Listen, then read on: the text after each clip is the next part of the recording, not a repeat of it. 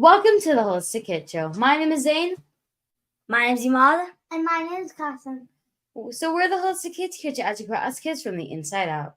Candy, donuts, pizza. What do all of these have in common? They are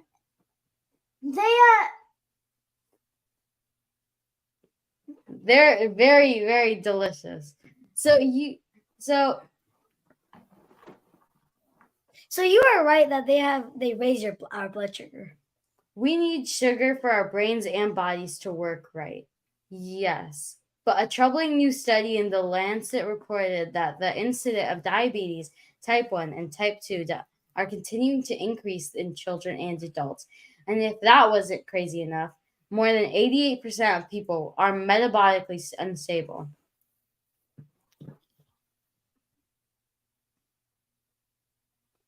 What does that mean? It means that there's a whole lot of people that are dealing with blood sugar imbalance. I know the numbers sound scary, but why is that a problem? Well, today we are talking to someone who made his life work all around blood sugar, Mr. Boris Berjan. Did I say it right? It's Berjan, but close enough. Berjan, okay. Yeah. Mr. Boris Berjan is a 2 times chronic illness conqueror who at one point had 7 different doctors from MDs to energy healers and became extremely frustrated with the shotgun approach applied to his health without real-time objective data. Everyone on my healthcare team had different ideas, philosophies on what I should do next, causing him to have more confusion, anxiety, and stress instead of helping me navigate personalized decision making. When he tried things, it was extremely tedious and time consuming to relay that into his different health team, thus leveraging a strong background in building and scaling companies. He made it his mission to discover how he could accurately and in real time understand any actions impacted on his health. Out of his mission, Theia Health was created. Theia is the Greek goddess of insight, a fitting connection as we unlock useful health insights not possible before. Thank you so much, Mr. Boy. What is glucose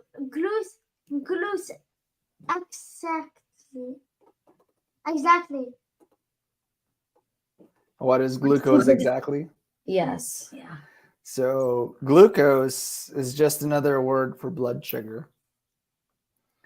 So everybody has a certain blood sugar or blood sugar level inside their body. So when people say, what's your glucose reading or what are your glucose readings at, they're really asking how much blood sugar is in the bloodstream in comparison to other things. That is very interesting. So what does it do exactly? Yeah. So blood sugar is used for multiple different things. The primary reason it's there is an energy for the body, right? So you can get blood or you can get sugar by eating it, which you guys were mentioning. Donuts, delicious foods, lots of things have sugar or glucose in them. But a lot of people don't realize your body actually creates blood sugar by itself too. So when you eat a lot of protein, for example, and the body wants more sugar as an energy source, it'll take protein and your pancreas will create a hormone called glucagon that then transforms carbs or glucose or sugar or proteins into blood sugar. And your body also stores blood sugar in your cells. And this is why there's something called, glycogen depletion. You'll hear that in athletic online communities or bodybuilding communities. Did I deplete my glycogen? When do I replace my glycogen? They're just talking about the sugar stores in your muscles, and those are ready for deployment as well. So your body utilizes in many different ways, but its primary source is energy. Mm. Wow, that is awesome. How you explained it was very, very nice. So we are now back in school. We see your classmates eating a lot of sugar, like for lunches, uh, lunch and snack, and even breakfasts. Is that good? So if you look at in the States, most meals are filled with sugar. The largest growing demographic of diabetes or prediabetes is actually people under the age of 18. So on a macro level, we're seeing that people are eating way too much sugar, right? And with way too much sugar in the bloodstream over a long period of time, that's where we're seeing all these problems in metabolic health come to fruition, i.e., diabetes, because your pancreas is stressed for so long it stops working properly. Prediabetes, meaning you're going to get it at some point. And, you know, if everyone's just eating a lot of sugar without anything else, maybe a fat or a protein, it's going to be digested very differently than if they were eating more balanced meals, or at least including other things in larger portions to combat some of that sugar in the body. And also, if they're not active after ingesting sugar, which we mentioned, it's an energy source, right? So if you're not expending the energy, that's what's causing problems in kids, is there's all this excess energy but nowhere to put it. So is that good? I would say that's not good. Yeah. We So would. how can we know if we Yeah. are diabetes, pre-diabetic, Pre-diabetic. Yeah. pre-diabetic? Can you test it? Yes, you absolutely can. There's multiple ways you can do this. The most common is you go to your doctor, they take a blood test in a fasted state, meaning after you've slept and haven't eaten anything. And then they can tell, are your blood sugars in the morning too high, perfect amount, which is a range, extremely high, and based on where your blood sugar is when you wake up or when you're fasted, they're going to be able to predict if you're pre-diabetic, diabetic, type 1, type 2, and or if you're in a really good spot. The other ways you can test it, sorry, I mentioned one. There's finger prick tests, so you can buy those. These are off-the-shelf technologies, so you can buy it on Amazon, you can buy it at your store. Essentially, you prick your finger, you grab a little blood. There's like a meter that reads it, and it'll tell you what level of blood sugar you're at. And again, to get an actual diagnosis, you would want to consult a doctor to make sure that it's an actual diagnosis. But if you're finger pricking yourself, for example, when you wake up and you haven't eaten anything, and your blood sugar is above 100 mg per dl, that's the actual metric, and below 140 mg per dl, that's technically a pre-diabetic range of blood sugar. And then the third way you can track it is you can put a continuous glucose monitor on. I'm actually wearing one right now, so I can show it. Okay.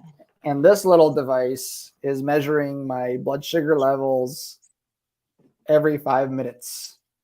And it's giving me that data. And then whenever I wake up, I can see what my fasting blood sugar is. And I can also see a moving average if it's been fluctuating a lot or not.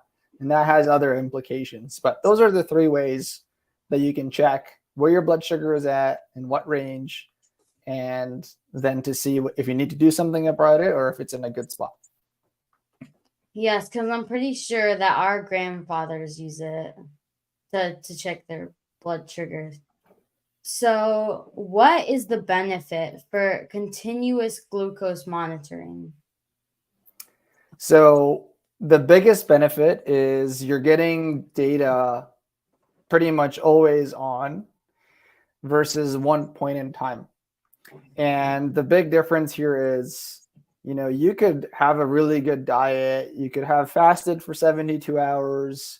You can do all these things before a blood test that's going to impact that test. It could look better than it is. Or if let's say you guys are too young to drink, but if you drank 18 beers before a blood test the night before, most likely your blood work is going to show not as good, right? So the big difference is when you have a stream of data that's consistent and always on, you can start to recognize patterns in your health over a longer period of time. Are those patterns going in a positive direction? Are they going in a worse direction? You can know right away versus wait 3 months to a year to get a blood test to tell you how you're doing.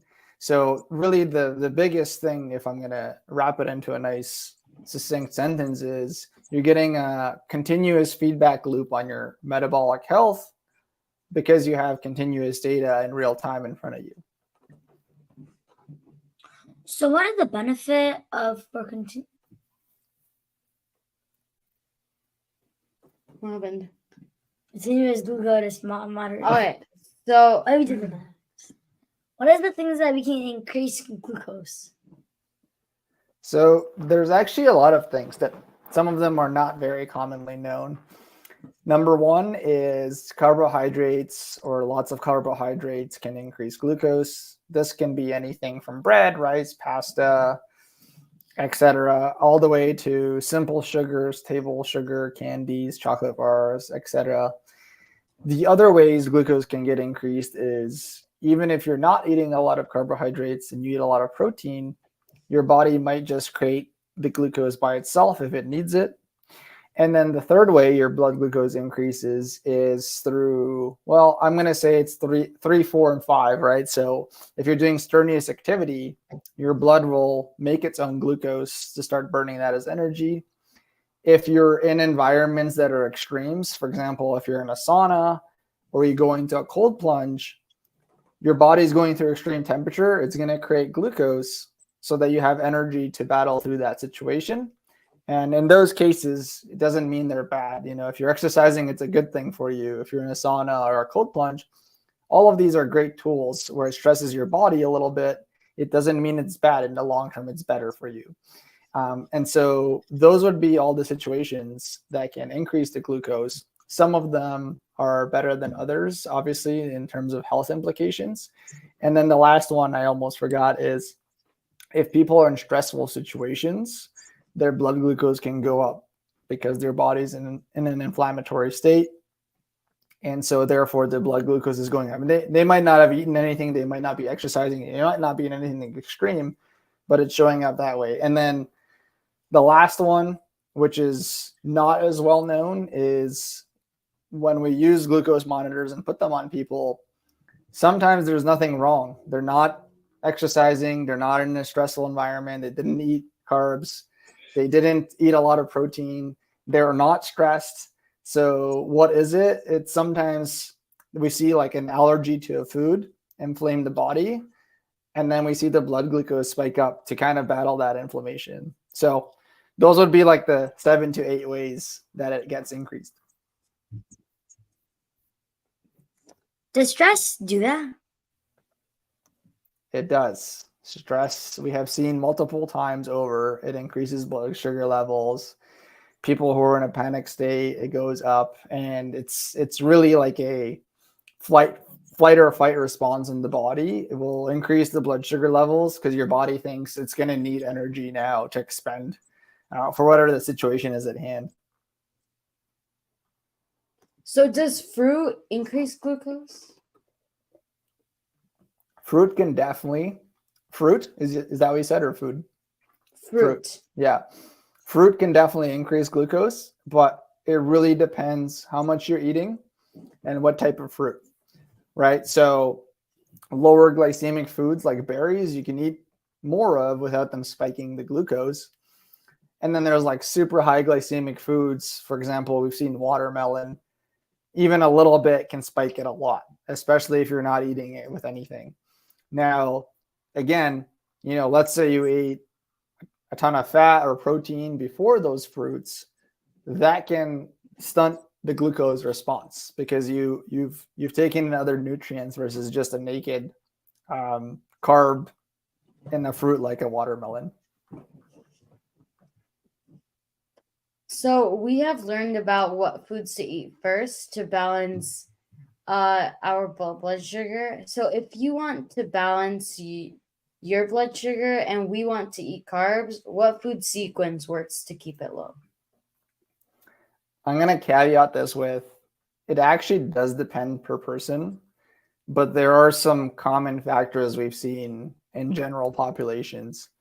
So number one thing is if you're eating your fat and protein first as your source, and that's kind of your main meal, and then you follow it up with carbohydrates, it does a lot of good in terms of not being able to spike that blood sugar.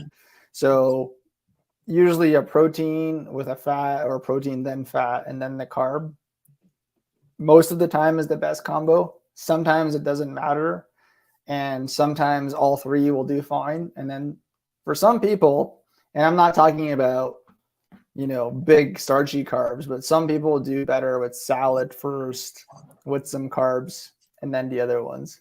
I really think this is something people have to experiment with. But if we're going to go with what's the biggest average and what's the biggest recommendation, it would be protein, fat, and then carbs. Okay. We have also heard foods like vinegar can help lower the blood sugar. Is that true? It is, but I personally feel it's a little bit overblown in terms of the impact.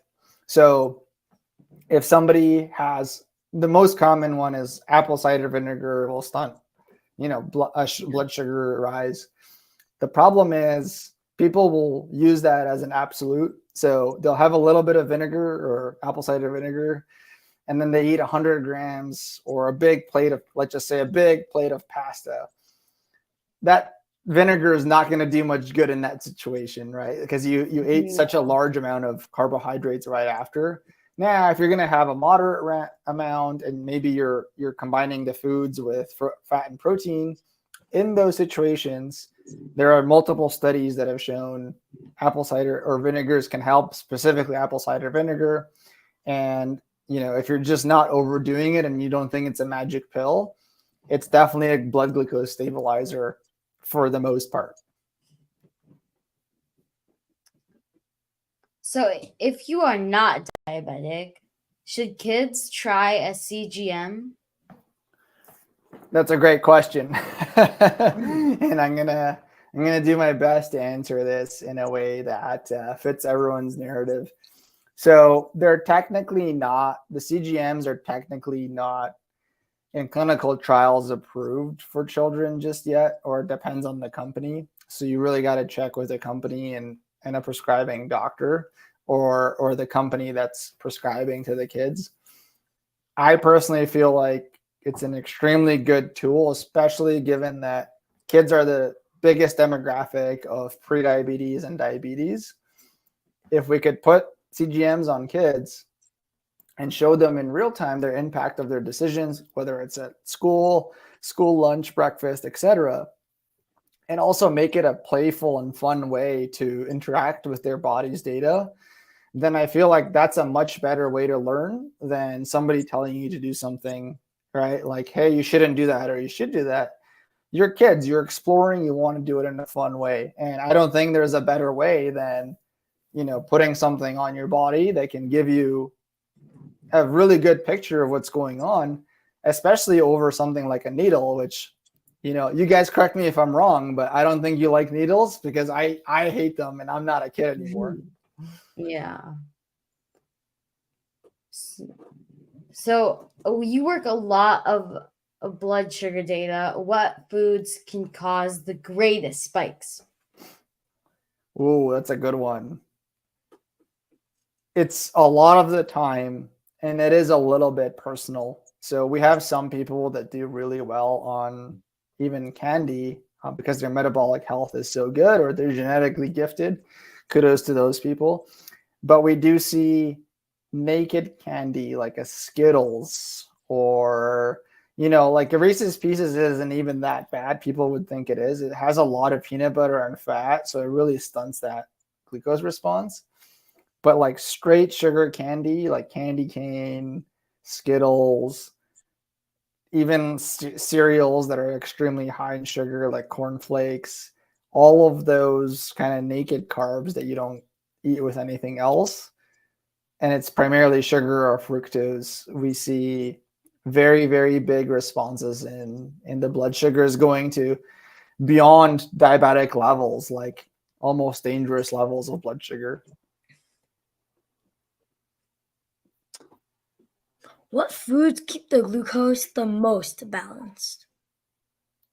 What foods, specific foods? We do see a great response when people are eating high protein, high fat foods. So steak would be a great example, or steak, fatty meat with other fats like avocado, like combinations like that. High protein is okay, but if you overeat it, like I said, you can create your own sugars if you need them, if your body needs them. So it's been really anything that has some fat to it and some protein source to it, a lot of the time has a really good response. And then you start combining on top of that. So what about stevia? Stevia is that better than sugar? So stevia, on every single reading we've seen, definitely has less of a response on blood sugars. Now, that's kind of a black and white example. I think it's important to note when some of those patients that our doctors work with are studied, they are hungrier later, or they're seeing that they're hungrier later and have more cravings after ingesting stevia. And then they'll eat food that's really not good for them, right? So even though in the immediate response, stevia is showing a really good response compared to a sugar, days later or hours later, those same patients have more and more cravings, or they're starting to. And it's not everybody, but I just want to make sure we're covering the topic properly. And then the other side of it is, is what's the long-term impact of stevia? If it's creating your cravings over a long period of time and they can't go away, is that necessarily a net positive for your health? So short answer is it's a better impact most of the time. Yeah. Long answer is I think it depends on how you use it. You got to be careful with how you feel afterwards, and basically really doing a deep dive, and is it worth it to use it for you personally? And what about honey? Because you also use that to Sweeten things up. Yeah, sweeten things up. So raw honey will definitely, we've seen sugar being spiked. Again, though, it really depends on the portion size. If you're taking a quarter of a teaspoon with your tea or with a meal, instead of like lathering it on a piece of bread, it's going to be a completely different impact than if you are, having tablespoons of honey or versus like a little bit in your tea. So, honey has all these very good properties in them that people tend to like. So a lot of this is portion controlling and what you're eating it with and how much. If we don't sleep well, does that affect the blood sugar that day? Yes, absolutely. It's like such a crucial part to how you start your day. And we've actually seen people who sleep well have a much better way of dealing with even, meals, let's call them not good for you. I don't love using that term, but meals that are stressing them, they have a harder time bouncing back. It affects them longer. They don't feel as well. And when those people don't sleep well, they also start off the day with a higher blood sugar reading than they usually do, right? So we've seen that correlation. So it could be the difference between being pre-diabetic for a whole day versus being in a normal blood sugar level. So imagine that, and nothing you do that day sometimes is able to normalize those blood sugars. So this is a longer concept to explain, but when you're not sleeping, you're really disrupting lots of different things in your body, including your hormones, including your immune system, including, your cognitive functionality. And once your body is really thrown off that way, your blood sugars can definitely be elevated that whole day, even if you're eating perfect, exercising, and you're not stressed, right? It's an immediate, your body's on defense, and sometimes it takes a long time to recover. And, it could last for days if you're being pre-diabetic, if you're not sleeping well. So this is amazing. What is one thing kids can do today to start balancing their body? I think the one thing kids can do today, outside of making sure you're getting good sleep, which I just mentioned is very important, the easiest thing to implement is every time you eat a meal, do you have some type of protein in that meal, right? So it doesn't matter if it's breakfast, lunch, dinner, is there a protein source in that meal? The reason I say this is because usually with a protein source, you already have some fat to that source. Really depends, I know, but a lot of the time that's the case. And protein keeps you satiated longer, which means you have less cravings throughout the day. And usually your cravings are for carbohydrates, right? Because it's a quick energy source. So that means you're going to go for either a fruit, or you're going to go for candy, or whatever the case is, right? Tortilla chips, so the less cravings you have, the more satiety you have, and the more protein you have with each meal means there's less of a chance for the blood sugar to really spike for you. So can you tell us more about your amazing company? Amazing. Yeah, absolutely. So my company is called Theia Health, and what Theia does is it takes people's real-time biodata readings through CGMs like the one that I'm wearing, and then you basically take our app and take photos of what you're eating or log activities you're doing. And then we take all that data and we give you a very simple to understand score, right? 0 to 100. How did that food affect you? How did breakfast affect you? How did that exercise affect you?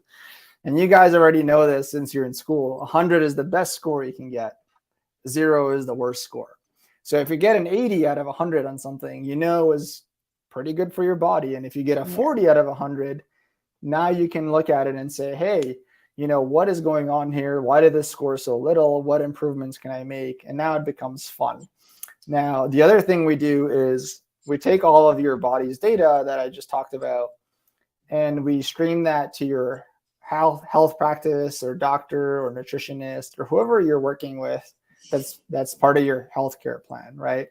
And so now your doctors have an objective view of how you're doing as an individual at all times. They can intervene if you're falling off, the program. They can adjust your program much faster. They're just more and more intertwined with your health, and they don't have to guess and ask you about how you were doing when they see you. They already have objective data from your body showing them how you're doing.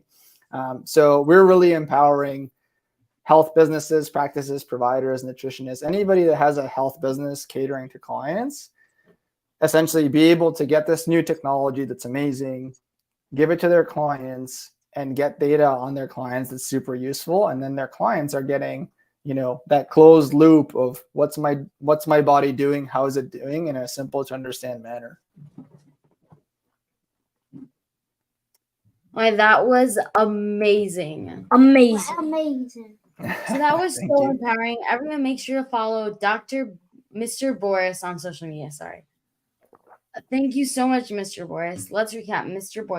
Boris's key points. When we take a bite of food, it absorbs and enters our bloodstream. The glucose in our body is needed for the cells for energy and fuel. Glucose is an energy source. There are lots of ways to check your blood sugar and continuous glucose monitors that you can check your blood sugar. To tell you every single 5 minutes, to check your blood sugar. You can use that to learn about your body's patterns. We get a continuous feedback loop. Carbohydrates increase glucose, sinews, exercise, lack of sleep, and stress can also lead to an increase of blood sugar. Mr. Boris also talked about how food sensitivities can also lead to elevated blood sugar. If you want to eat carbs, eat your fat and protein first. It does a lot of good and doesn't spike your blood sugar as much. But it really depends on your individual responses. According to Mr. Boris, straight sugar candy and cornflakes raise the blood sugar the most. Anything that has some fat and protein sources keeps your blood sugar balanced. The one thing we can do today is to make sure you have protein at every meal to balance blood sugar and to keep you less hungry. Thank you again, Mr. Boris. Thank you guys. You were awesome hosts, and I really enjoyed this episode. It's our pleasure. It's our pleasure. Our pleasure. So thank you everyone for tuning in. Until next time, I'm Zansari. I'm Maud. And I'm Constance. Follow my family on social media, Holistic Mom D, and look out for her mom's book. She has written a lot of them. A lot of them. Also, we kids are empowering us other kids. Please download our podcast on iTunes and leave reviews so other kids and families can benefit. We need to create a healthy future for all of us and the planet. Join us next week for another episode of the Holistic Kid Show, where kids are empowering kids. Thank you, everyone. Thank you, everyone. Everyone. Thank you guys for listening.